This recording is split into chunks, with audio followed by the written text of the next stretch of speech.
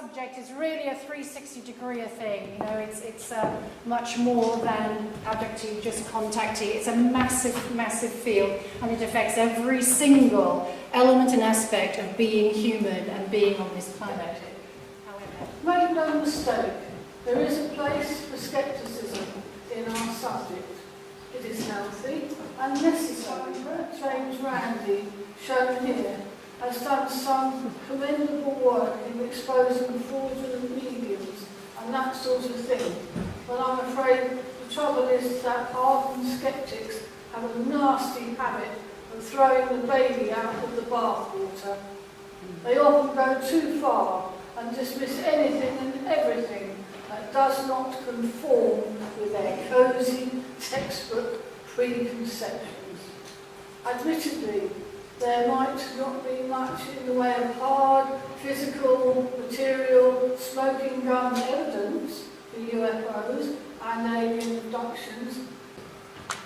Unfortunately for us, this means that those who rampantly espouse scientific skepticism about the phenomenon of alien abduction and unidentified flying objects can have a field day in unfairly painting these subjects with a brush of negativity. Despite there now being many group databases, each pointing to the fact that something very strange is going on. Here at Beams we have an archive of documentable evidence, including videos and pictures of UFOs moving in ways that suggest intelligent control, flying at speeds which standard science cannot explain. But hard proof of aliens? That is another matter. Proof is very difficult, near on impossible to come by. Why so? Because it paraphrases the late great Professor Dr. John Mack.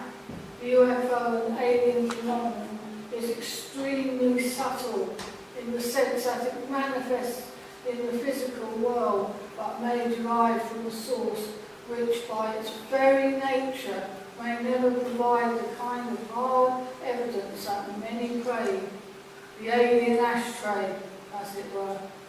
Ultimately, when it comes to proof, the researchers, we may only ever be able to satisfy ourselves about the existence of aliens. We may not have an alien ashtray for you, but from the abductee's point of view, here is the next best thing. I present to you some recollections and visuals of what has happened to me as a lifelong experiencer. Weird phenomena has surrounded me much of my life, right from the time I was born.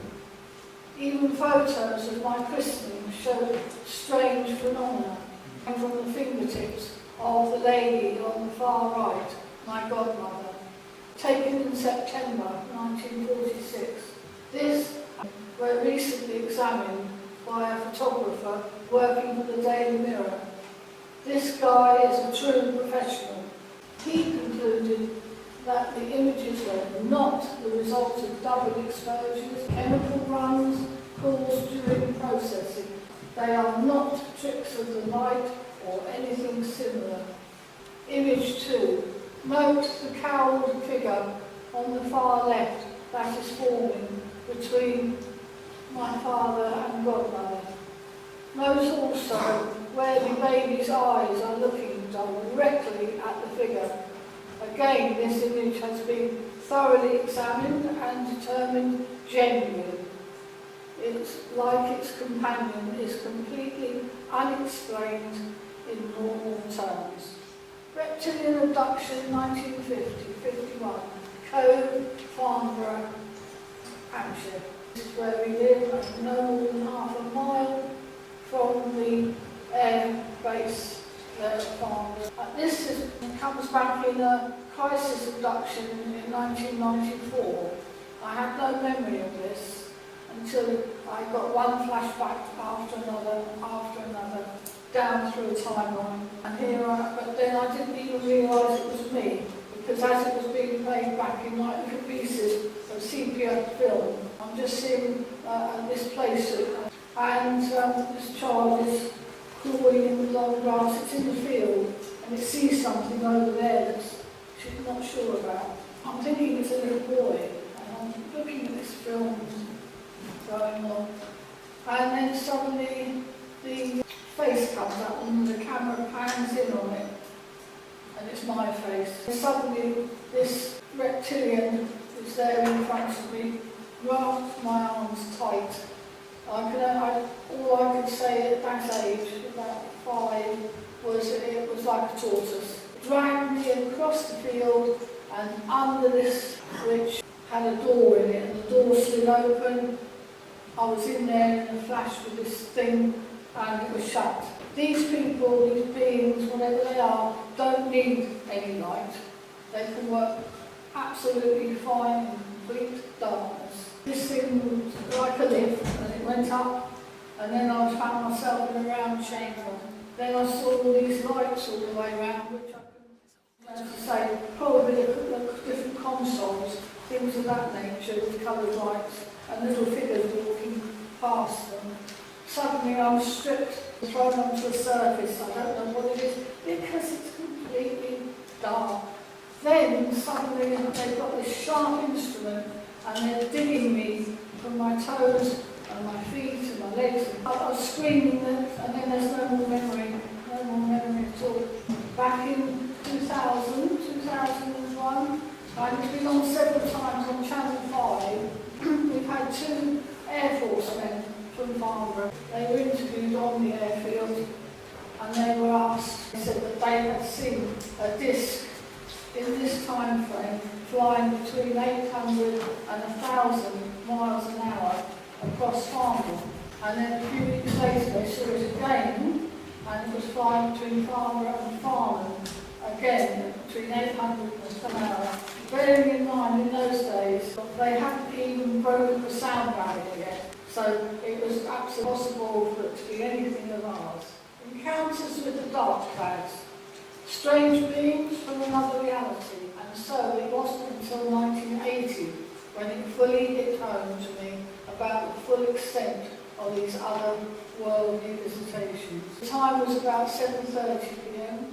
I had just come downstairs after putting my daughter to bed when I had the shock of my life. I walked into my lounge, and there was this big 7-foot black figure right up against my lounge windows. I stood there and didn't know what to do, because this could be a once-in-a-lifetime situation, may never happen again, you see. And he had this big black visor, which even in daylight was so dark you couldn't see his face. The helmet and the suit were all one thing, there wasn't any join. I say he was massive. Then suddenly he put his hand up like that, and I did the same. I found I couldn't move my hand. I don't know how long this went on for, there's no memory, but the next thing was he didn't walk, he slid to 5 feet to the back of my garden wall, just like that. He went sideways onto the steps that lead up to the lawn, and then now he was 8 feet. Then he was gone. This is the original picture. To give a sense of scale, my partner, who was a good 5 feet 8 inches, pictured standing lounge window with this giant of a figure superimposed next to him. This really is an accurate portrayal of just how big this being was. Then the visitor quickly vanished, to say, right before my eyes. I had already set up a special telephone hotline. 3 months later, after my dark cloud alien experience, I had a phone call from 2 nurses from High Herlands Hospital, Parsfield, Lipbrook, Hampshire. For handicapped children, it's a huge house and huge grounds. And we went there, Ken and I, we checked it out. The phone rang, it was late in the evening. I had 2 female voices, absolutely hysterical. I'm Nurse Diane Edworthy, and I have Nurse Helen Monza here with me. We come from High Herlands Hospital. We heard it, she said, it was a whirring noise up there, it's quite distinct, she said, and the other nurse is down in the nursing home. We've been buzzed for at least 6 months now by a UFO to disc with multicoloured lights, and it's been coming from the Guildford direction, and it's been hanging either above the hospital or above the grounds of the hospital for some time, and then it goes off in the Portsmouth direction. And they were out there and they were watching it up in the sky. Then it came down to slowly, then cut its lights when it got to about 30 feet up, and then that was really scary. So they all rushed in complete lockdown, front, back, everywhere. Within moments they were seeing this huge black figure moving in, sort of looking in the windows, and they were fully aware it was moving at a heck of a rate. And there he is standing by the windows of the ward downstairs, massive, great black figure in the dark. Now, it takes me about a quarter of an hour to go from one. This upset the children, of course, set the dogs going balmy, just didn't know what to do. Omar Fowler, he's the chap who deals with UFOs in our area. And I'll ring him right away and I'll get him to go down there immediately, which is what I did. See the double doors there, and that's where the figure was standing. Police and sniffer dogs searched the area, and UFO researcher Omar Fowler, former Fleet Air Arm and Test Pilot School, Royal Aircraft Establishment worker, is called in to investigate this case. Possible evidence for an alien entity. The object had been seen to hover very close to the ground. It might have still been in that area, as nobody has been traced who saw it depart or disappear. Things seemed to go quiet for a while. Then one rainy evening in late November 1982, this alien/paranormal visitor came to my house again. And this time I had, as a witness, a friend playing with my daughter Sally in the lounge. I was in the kitchen preparing the evening meal, and our little friend Beverly came flying in the door, flung her arms around me, really knocked me off my feet, white as one of those tablecloths. And so I said, "Oh my God, Bev, what's happened?" So she charged back into the lounge. Sally was completely unfazed. She was watching TV. Bear, on the other hand, had been playing records, and she was behind the curtain, and that was an alcove, so it gave several feet of cover for her. And then this figure went on the window pane, bang, bang, bang. And then she said he didn't walk, he just slid backwards in the dark. Now bearing in mind it was raining, absolutely tipping down with rain actually, really, really bad night. It was only about 4:30 in the afternoon, but it's November, it's winter. Anyway, she said, "You get the police," and I did. "Get your ex to come and stay on the settee for a few nights." "Good idea, Bev. Yes, I'll do all that." The policeman said that they would be travelling up and down outside our road throughout the weekend. The following events happened to a good friend of ours, the village of Marston Mortain, Bedfordshire, England. All witnesses to a dark cloud. Two of the witnesses, Philip Kinsella left and Ronald Kinsella right. A true story told by Philip. Standing in the kitchen with my twin brother Ronald and my sister Christine, along with our dog Benji, we talked about what our days had comprised of, until Ronald suddenly said something peculiar. "There's going to be an earthquake, or Grandma's going to die." His statement had nothing to do with what we were discussing, which seemed most odd. And quite suddenly, the whole kitchen seemed to be charged with what I can only describe as electrical current, rather like static. To say that things didn't seem right was an understatement. I had been standing facing the open door, and then I saw it. Everything happened so quickly, I hardly had time to get hold of my senses. The dog went mad, and as the flash of light lit the hall, a very small man dressed in black stepped through the long glass panel in the front door, as if the glass were a sheet of water. When these entities, either large or small, variety, can drop in any time, any place, anywhere.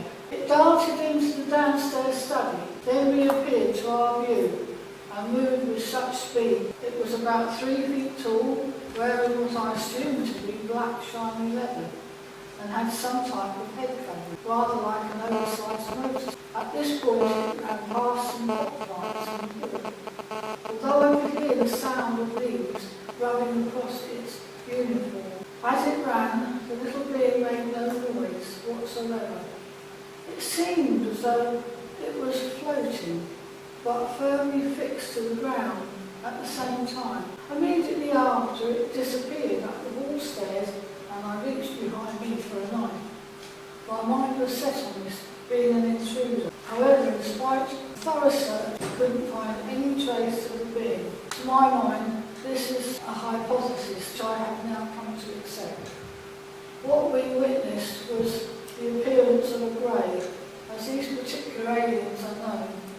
I have seen UFOs many times, but I have always maintained an air of scepticism. This event, however, left me so stunned.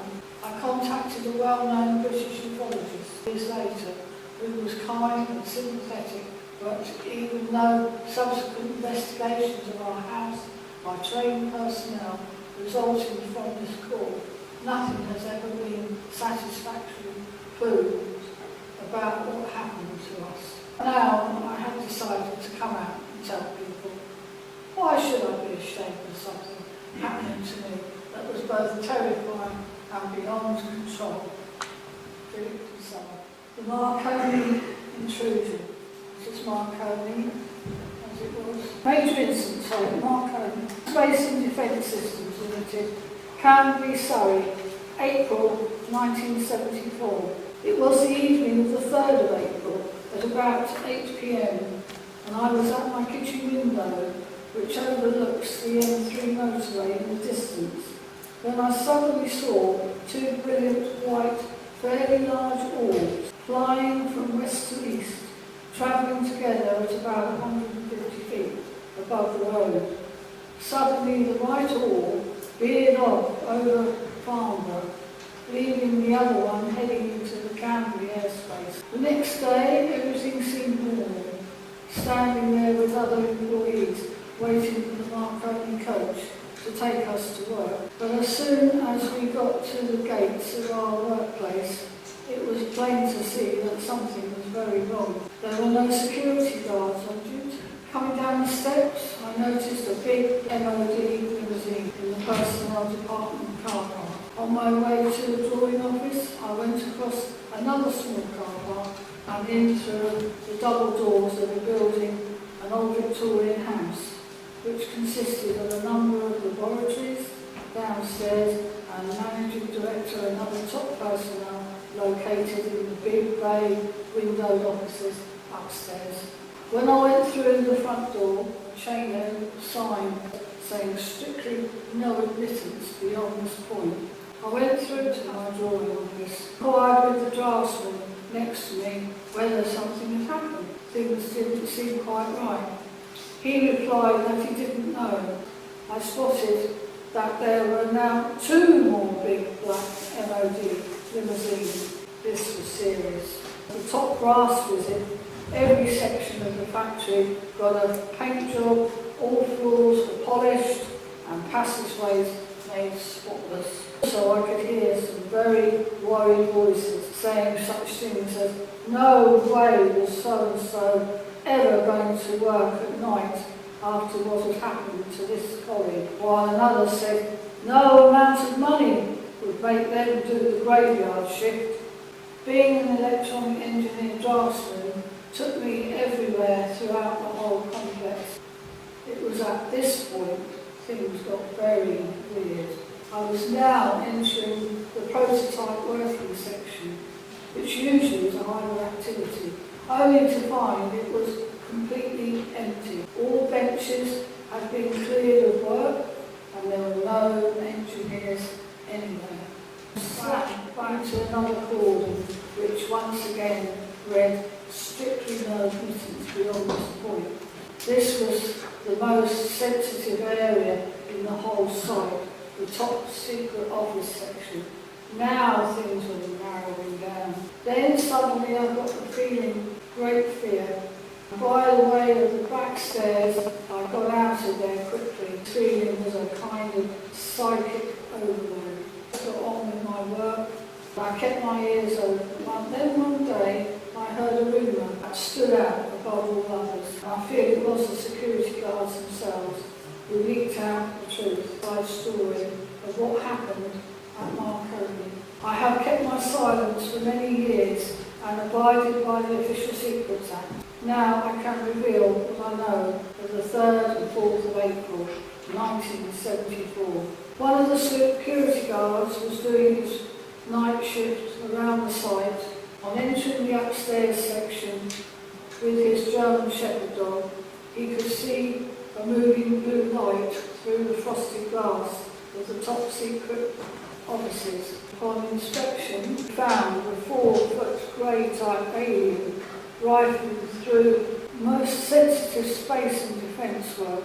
The entity had what looked like a blue light strapped around its head, enabling it to see all the sensitive files. And when the guard opened the door, the being dematerialised right in front of his eyes. Apparently, extreme shock sent him totally crazy, and he was taken to a special private hospital, never to be seen again. About 2 months later, I happened to be sitting on a bench having my lunch. Somehow, I strongly feel I was meant to be in this spot. I was situated directly below the managing director's office, and because it was such a hot day, his office windows were all wide open. I could clearly hear him answering the phone and having a conversation. Then suddenly he said, "But think about it. What is the good of security? When these beings can get in here, they can get in anywhere." As it happens, about a year later, an attempt was made on my life, using what I believe to be a controlled road traffic accident, which took place less than a mile from where I worked. There were 25 mysterious Marconi deaths, employees in the 1970s and 80s, which led to countless articles and many separate TV documentaries were made. The deaths were indeed mysterious. One of the victims, a Marconi computer programmer from London, had gone to Bristol, where he tied a long rope to a tree and the other end around his neck, climbed into his car and drove off at high speed.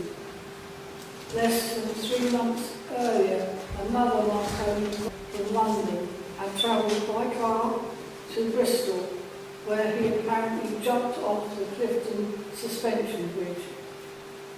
Police stopped the cremation of his body as the service was taking place to investigate further. Both had been working on highly sensitive projects for the government. There were numerous rumours concerning mind control about these apparent suicides.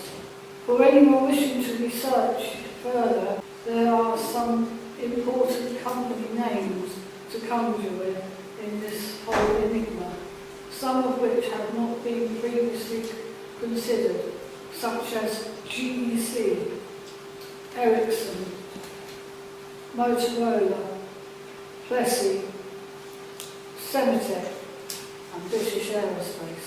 What many fail to comprehend is that when one has undergone an abduction experience, either physically or molecularly, victims not only have to cope with the immense traumatic stress placed on their flesh and bodies, together with operation wounds, etc., but also injuries which are invisible. Psychological injury in particular, along with changes in the vibratory stroke energy fields of the person's inner astral body or soul. After effects symptoms and experiences that victims may have to endure either following or during an abduction. Victims can be left with dizziness, such as inner balance, and whistling in the ears, not to be mistaken for tinnitus, which can sometimes last for days. Migraines, often accompanied with bouts of nausea, sometimes lasting for many hours, and even when this has subsided, the person may be left feeling most unwell for days after. Temporary or long-term anxiety disorders, phobias such as claustrophobia, agoraphobia, fear of situations, animals, clowns, water, fear of flying, fear of going to bed, leading to insomnia, flashing lights, and generally light sensitive. Nosebleeds due to implants high up in the nasal or sinus tracts can be most painful. Implants have also been found in parts of abductees' bodies, as well as eyes, ears, legs, arms, etc. Anal bleeding can be caused by the aliens having performed some kind of medical procedure on the victim, and thus leaving them with a fissure, a weak spot that can open from time to time. This is more common than many may think, but always best to get such symptoms checked out immediately with your doctor. If you are an abductee, you will most probably have strange memories of when you were a child, and it is possible that your own children may be targeted as well, as it tends to go down through the family line. Minors who have suffered alien abduction, they say they have had bad dreams and feel unwell. They might say they have met strange little men or man or a funny-looking creature. Please do not dismiss such accounts lightly. For male abductees, many are required by the aliens to produce sperm and often endure painful procedures on their most delicate parts. In turn, this may result in sexual problems with their wives or partners, so relationships can be difficult. Sometimes, as with women, male abductees are shown alien hybrid babies or children, and depending on the victim's age, even alien adult hybrids can be present to them and presented to them and told that they are his or her sons or daughters in another world. Naturally, this sort of revelation can be mind-blowing to the victim. As soon as the selected females are old enough to produce eggs, these will be extracted by the alien abductors, and in order for the aliens to harvest them, she will be subjected to many invasive probing procedures, which can cause much internal scarring. As a consequence, they may find that brown/orange substance is present in their navel, and the victim will have no idea how it got there. That is because a form of endoscopy type procedure has been used by way of the navel down to the ovaries.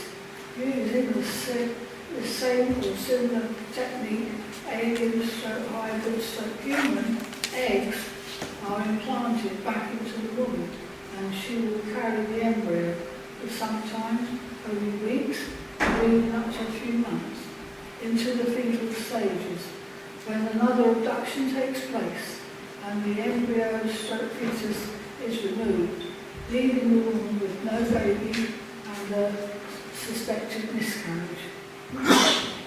Female abductees can also lactate for many years. This is because when they are abducted, the aliens want them to feed their hybrid babies and generally nurture them. And victims often have flashbacks about this kind of thing. Because of all the internal scarring from repeated alien tinkering, one of the most painful things for many women abductees is that they will not be able to give birth very easily after this, or in some cases, not at all. Victims can suffer increased heart rate and palpitations, sweating, trembling, or shaking, and all feeling unusual, tired for days after abduction. Other things that abductees have to put up with.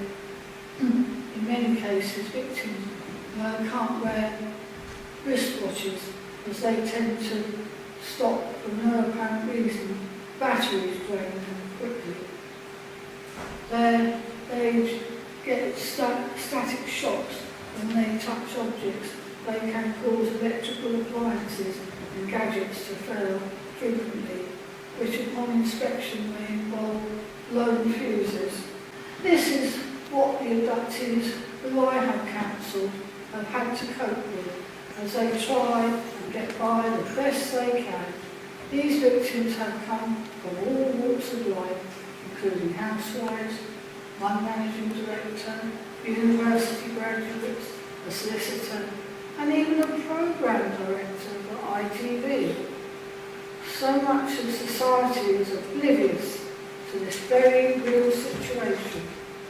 Well, it's time for everybody to wake up and smell the coffee. AMMACH is here, and we intend to change everyone's perception.